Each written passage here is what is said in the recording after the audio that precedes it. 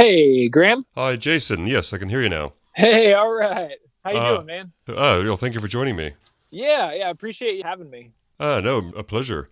Yeah, because to kind of, I guess, start the conversation to a degree, thank you for joining me here in this little recording once again for Musical Meanderings on Phoenix FM.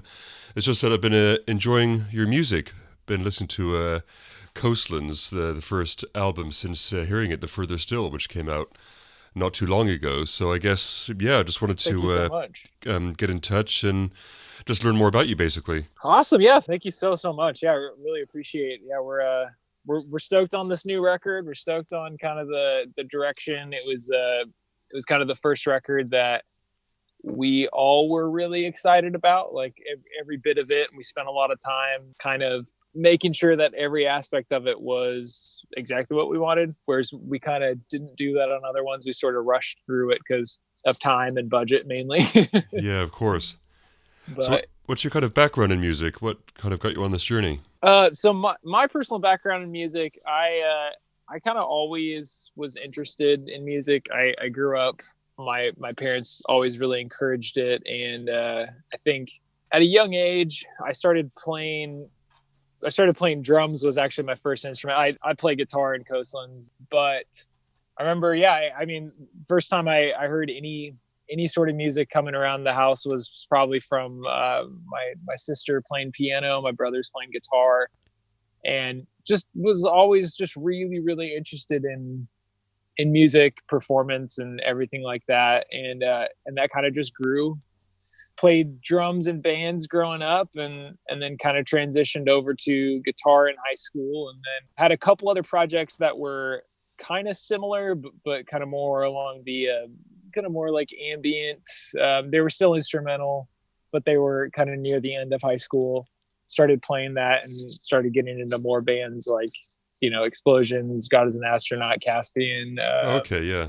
like Saxon Shore and stuff like that. And was meeting other like-minded musicians and kind of just started kind of diving more into that realm because I felt like it fit more of the direction that I had always wanted to. The bands that I played in previously were, more like kind of rock bands, indie bands, Yeah. and that sort. So, and I never felt like it really totally supported the direction and the vision that I kind of had in my head. Okay, yeah, I see what you mean. It sounds like as well you had a bit of a supportive environment growing up, Absolutely. with your family already, playing instruments as well. So your parents were supporting any direction you would have gone in down that avenue. They wouldn't Mm-hmm. have like tried to get you to get like a serious job or anything like that. Yeah, definitely. Yeah, they were very didn't really put too much pressure on what they wanted. They were more like, hey, if it's something that you love, you should pursue it and make it what you do every single day. And that's where I'm almost to now. So it's pretty excited about that. Yeah, it's a great opportunity. What a wonderful way to bring up a child. Yeah, And absolutely. Yeah. and so, what drew you to that genre of music in particular? It is something in particular, isn't it? Yeah, just kind of the it all feels really, for lack of a better word, it just feels really emotional. Like Yeah. I was really into a lot of post-hardcore bands, and I mean band and like shoegaze, bands like Slow Dive, Oh, yeah. growing up. And then yeah, I think a friend gave me a copy of one of the early Explosions. I forget if it was one of the records or if it was one of the EPs, but I think it was just a burn C. They gave me some of that, and that was kind of the first time I heard that and was like, oh, this totally lines up with a lot of the bands that I was already listening to, but it just doesn't have the lyrics. It doesn't have the a lot of the screaming stuff like that, but it still is equally as heavy, Yeah. both in emotion and instrumentation too. Yeah, there's a bit of a trend now of, well, there's been examples for a while, but recently of instrumental styles of music, and you can share a lot of emotions, as you say, in Mm-hmm. instrumental music. Yeah, absolutely. So, how did you get the band together? What was the formation of it? The band originally started. It was between my friend Nick and I. We were just a duo. It was more of a studio project. We would just write music along with, like, it wouldn't really be. We wouldn't actually be really writing songs. We would just be kind of just kind of writing sketches and kind of just making things that we really liked. It just remained a studio project for a number of years. We didn't really do too much with it. Then in about, I think it was 2015 or so, or it may have been in 2014, 2015, I brought in, who's the now guitarist, Jordan, Mm-hmm. who helped me finish some of the songs that I've been working on, and kind of he's just such an incredible player, and he has just such a I'm trying to think of the right words. Like he has such a particular style that it fit perfectly, because it was different than the playing that I did. So it pushed me to do better things. It pushed me to grow. It pushed the band to grow. And then we met our now drummer Rick, who basically became full time in 2015. Okay. And that's around the time that we started writing our first. I consider it our first record, To Be Found. It's sort of the first record as when we formed a full band. That's when we really started playing out live. That's when we started flirting with the idea of going on tours, and Right. that's sort of where it kind of grew from, was about then. And yeah, we're all very different, and we're all very similar in a lot of ways. Well, that's a wonderful blend for a band, isn't it? Because you all have different influences, different backgrounds, and then when you together, you share the music that you enjoy at the moment, and then what you create together can be something different. Yeah, and absolutely. Like, with Jordan's, like, he just writes these absolutely gorgeous, just beautiful, like, they're heavy, but they're extremely emotional. Sometimes they're fast, sometimes they're slow. And then combined with what Rick's doing on the drums, like Rick is just the best drummer I've ever met, and he's the most humble dude I've ever met about it. That's why I'm bragging on him a little bit. Is like he's just absolutely like the best dude, best musician I've ever met. And it's just, I don't know, I feel lucky to have him as a friend and have him in the band with us, because his influences are all over the map too. I mean, he's like really into gospel drumming, and just because it's so intricate. And Yeah. then he has his own side project, When Mountains Move, where it's more kind of lo-fi hip hop. Oh, And, okay. Yeah, and yeah. and just super super cool. And then all of our influences all together, it's sort of like this weird casserole of influences when Yeah. it all comes together. But we all equally push each other with our influences, because we'll be like, oh, like check out this band, I want to write a song that it has this feel to it, and we're like, oh, I've never heard that, and then we'll combine it with other feels from other influences and stuff. And yeah, it's definitely it's like an ever-growing relationship between all of our influences, and how we challenge each other to write different stuff, because we all definitely don't listen to the same music. But it's wonderful that you have that enthusiasm and joy that you're together, and it sounds like you have a great time, and very fluid and positive source of creativity can come out of that. Yeah, yeah, definitely. I won't say that it's always been like that. Like, there has been past times, like past versions of the band, where we had members that didn't really support that so much. Yeah. That brought in a lot of negativity.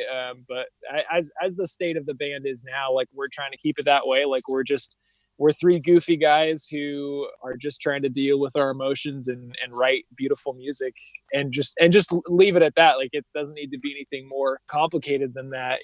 And when you have the vision there, I mean, it's very natural for bands to evolve a little bit and have the odd change early on, personnel. But if you have that core of what you all want to achieve, then the right people will come. Yeah, absolutely. Yeah. It sort of flows and creates its own vision, I suppose. At a certain point, like, the band becomes this relationship and this full separate entity that's like outside of the three of us. It's almost like the band is the fourth member, if that makes any sense. Yeah, I don't know if I'm getting like too deep into that.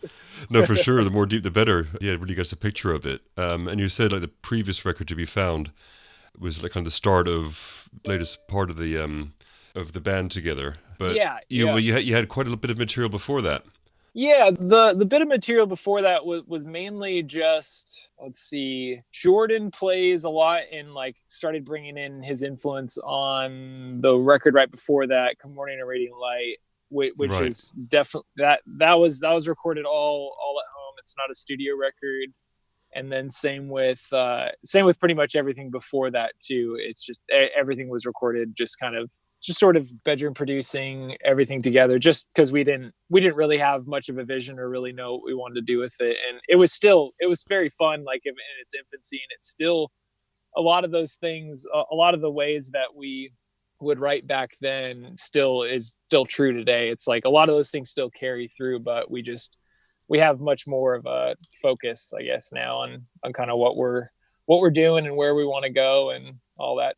Yeah, and I guess, but I can see that your list of those records on Bandcamp is that there were, you still released the lovely album covers, and they're just examples of that evolution, I guess, what you're experimenting with and writing. And I guess it leads me on to asking if there's anything in particular that you want to share. As you say, there's resonance with emotion that you express in the music, but is there anything that comes through with songwriting? Anything in particular that's what I'm looking for, that is cathartic in any way that you express out? Oh, I mean, it's definitely cathartic. I mean, all of us have like, separately we have our own, mental hangups, and a lot of it just through touring together, we've helped each other deal with our own anxieties and depressions and stuff. Because I think there was a point where we didn't realize we all had just the sort of like default mode of like having depression and like struggling with that. And when we all started talking about it and really connecting with each other through that, I mean, it's brought us closer, and then it's just made it easier for us to write songs. Like a lot of the demos, we're working on writing a new record right now, and a lot of the demos are just titles of things like, oh, that weird feeling before we left for that thing, or something like that. So there'll be a lot of the melodies will be kind of inspired by stuff like that, or things that we're going through, because we all separately, I mean, it's never happened all at the same time, have had like, little minor breakdowns at different points in writing music and dealing with things. And it's really awesome having the two other dudes just be able to all support each other through that, and actually be like, oh, like let's get together, let's write some music, let's build something out of that that's like much bigger than whatever's going on inside. Yes, a beautiful way to put it. And what a connection together as well, to be able to share everything like that really honestly, and then use it in a beautiful way, because then obviously when you create the music from that, it strikes a chord with people who listen to it. Everyone would have felt those things, and when they hear the music, it's like any writing that people do, is in any way that you're honest about how you are, other people will hear that and connect with you. And that's a really great way to connect with your people that enjoy your music. I think I picked up on that quite a lot, and it's I think one of the reasons why I tuned into it really well. That's just so awesome. Like we never really know if it, I mean, we try and communicate it as much as we can, but yeah, I mean, there's only so much you can do to convey the emotion, or the kind of the feeling the state you were in when you were doing that. And even like there's a couple songs on the record that were just inspired by things that were kind of going on around us, and we were like, well, let's write a song that kind of helps us deal with this particular thing, just so that we can put it to bed and we can just kind of get over with it.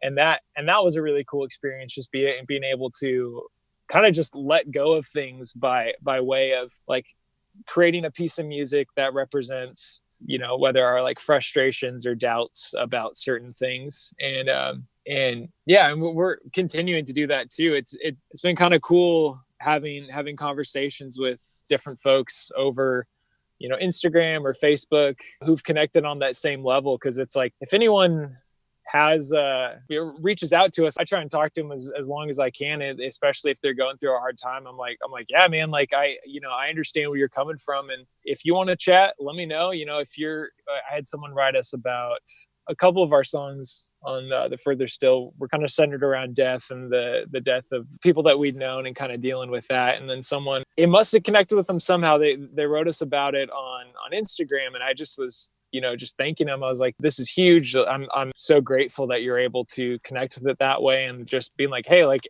I will listen to anytime if you're having a bad day, like, hit us up. We're here to talk. We're here to lend it, even if it's just an ear to rant about feelings, to like, we're down. We're always down. Yeah. Wonderful. Because each of the songs, which as well as a theme I enjoy in or whatever, however you describe the genre, post rock or the ambient side of it, is that you have the Hmm. journeys within the songs. So you have the bits where you tune into the emotions, but then you have those crescendos. And like as you say, Hmm. they can be heavy as well, like Quiet Beneath the Yangtze River. I just love that when it crescendo in that. I was just listening to that before we spoke, and Yeah, Bottom yeah. Feeder as well. So yeah, just all different examples in there, and each time as well, you get to the crescendo, it's a different feeling. So yeah, obviously you can tell each song resonates with some other feeling or something. Well, that's the thing that I always kind of found that really made me fall in love with instrumental music is that it feels real to. Okay, let me try and think how to say this. It feels real and genuine to emotions because like every single time you have an emotion or like an emotional response to something, it's sparked by something. It might be the same thing. You might be, you might feel sad or you might feel angry or depressed or something like that, but it's different each time. And it's like there's different records that I'll listen to that, depending on my mood and depending on what I'm going through at that time, different things will spark different. Man, I'm having a hard time trying to No, I know trying where to. you're coming from. Actually, that's Okay, all right. kind of was following you because it's the same in relationships. So we carry Yeah.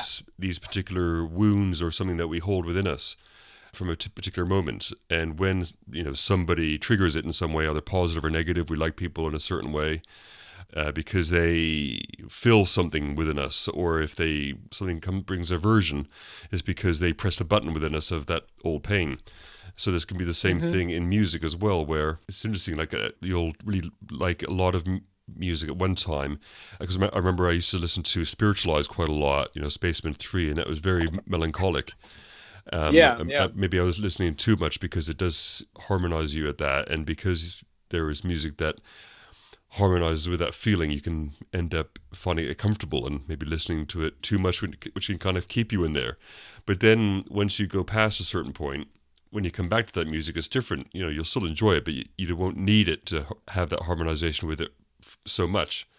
So, Exactly. so when you kind of Exactly what, yeah. fix things inside yourself, then yeah, you kind of go past certain things, and you don't hear different songs differently after that. Yeah, that's kind of the beauty of music and especially instrumental music because I try and keep up on most new instrumental rock, post rock, post metal albums that come out just because I love to hear what people are creating, and then I'll listen to them through, and then maybe I'll be out on a run or I'll be like out on a hike or something listening to it, and one song that I've heard maybe two or three times will just hit me in a way where it'll just completely wreck me. Or that happened to me at a festival we were playing. I was seeing some bands. Who was I seeing? I was seeing it was at Post Fest, and we were watching. It was the day that we played, and then Man Mountain played after us, and I was standing there, and I've listened to the record so many times since leading up to that, and basically since it came out. And there was one particular song that it hit me in such a way that it was just, I felt like I was the only person watching them. And I just was kind of, going over different memories in my head. And I was just like, this is the most insane thing. It's bringing up weird emotions and weird things that I've never thought about.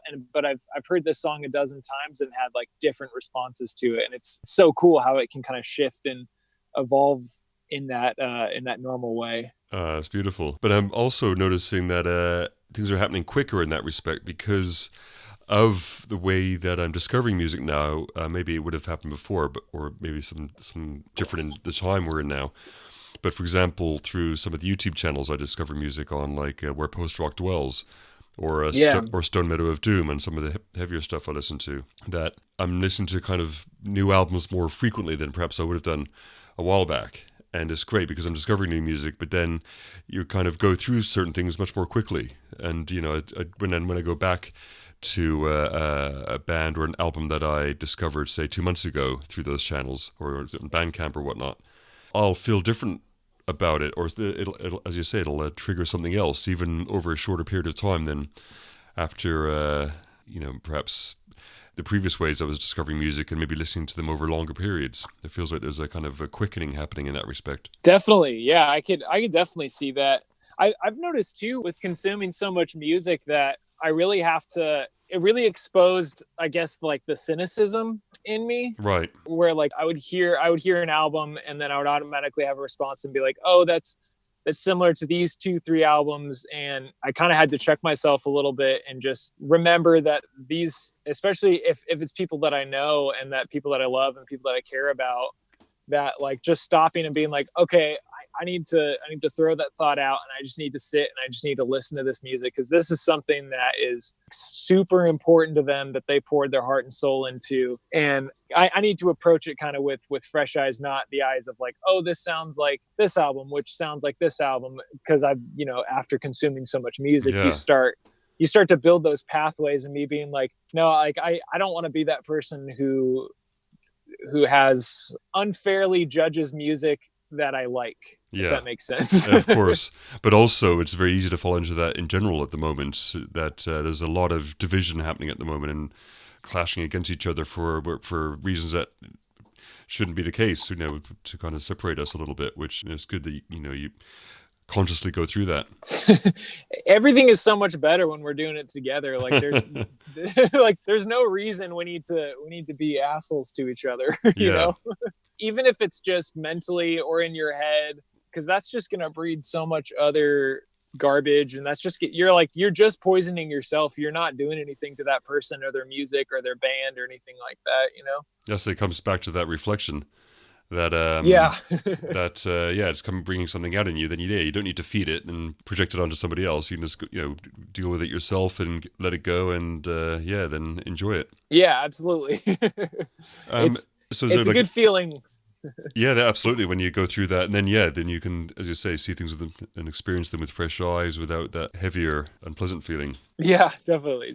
Is there something particular then, like about the scene, like in your area, for example? Are there many people in the scene in Portland? I have been coming across quite a few bands from there. Yeah, there are so many awesome bands that have been popping up, and it's really good. Kind of the state of instrumental rock and post metal has been just amazing. Like we've got like Withered Winds, Long Hallways, Collective Subconscious. Let me think. Who else? There's another record. I don't know if you've heard it yet, and I think they're playing actually this weekend. I'm really excited to see them play. What is their name? It's Elsia. Okay. It's they just put out an album, Bandcamp, and I think it's on Spotify too. Just a really rad album. Yeah. And I think they're actually playing with Withered Winds and a Collective Subconscious and a few other bands that I'm probably blanking on. But yeah, there's been so many awesome bands. Yeah.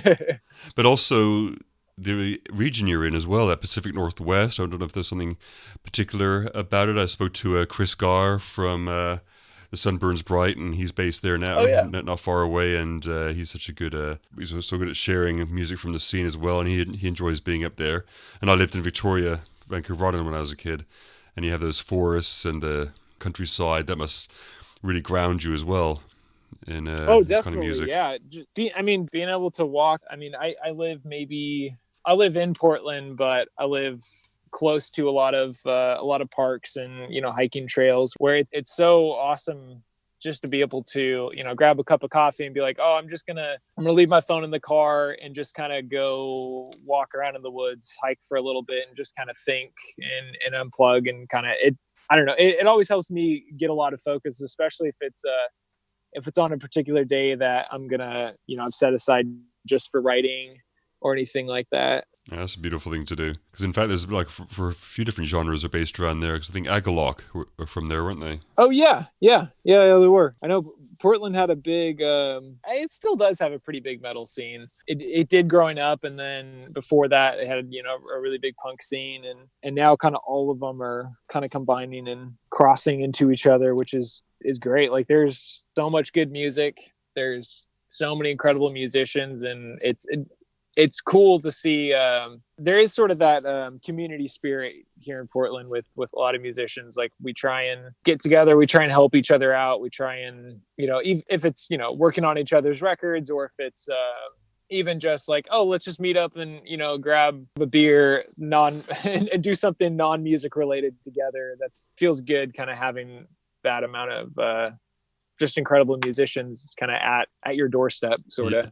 Touched on something with the crossover as well, is that you kind of have to define music to a degree so people find you and you're able to promote it in certain ways. But there's definitely big blends out there. Everything from black metal, the instrumental side of things. Some of the doom metal now is instrumental a bit, and stoner rock, of course, can have these sort of long adventures. So there's definitely big blends and combinations around now. Yeah, it's so cool. Yeah, being able to listen to a band and you're like, oh man, they're definitely influenced by these 3-4 things, but they're like doing it in such a cool new way. Yeah, fantastic. So you said that you were now kind of getting things together to play live.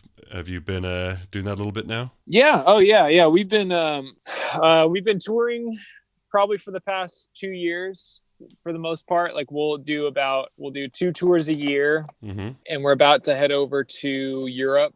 Oh, great! May. Yeah. Well, let me know if you hit London. Yeah. Oh, yeah. We definitely will. We're off to double check our itinerary and see, but yeah. So that should be really great. We're playing here in Portland. We've got a show on the 17th, and then another show for. It's like we have a Northwest Post Rock Collective where it's kind of the same community thing I was talking about, where it's just a bunch of like-minded musicians, and then we'll have a couple touring bands come through, and we'll just do like a 2 nights of music for a good amount of price, or a good ticket price. Yeah, where we can kind of all come together, eat food, play loud music, and kind of just hang out for the weekend. So that's going to be really cool. And we're as far as for Coastlands, we're working on a new record right now. So we're about like 2/3, maybe just a little bit over halfway through writing the record. And then we're going to start demoing soon and hope to get that stuff out soon. We were wanting to do it a little bit before we leave for Europe, but we're kind of behind on schedule just because the weather's been crazy here. Right. I bet. Yeah. There was this whole thread of snow this weekend, which kind of shook things up, and it maybe snowed. It just barely dusted here in the city, but changed everyone's schedules up a bit. Sure. Is there anything in the new music that's any different? Are you a bit of a continuation of the change, evolution? Yeah, continuation. It's definitely heading more towards the kind of the darker, heavier sense. Okay.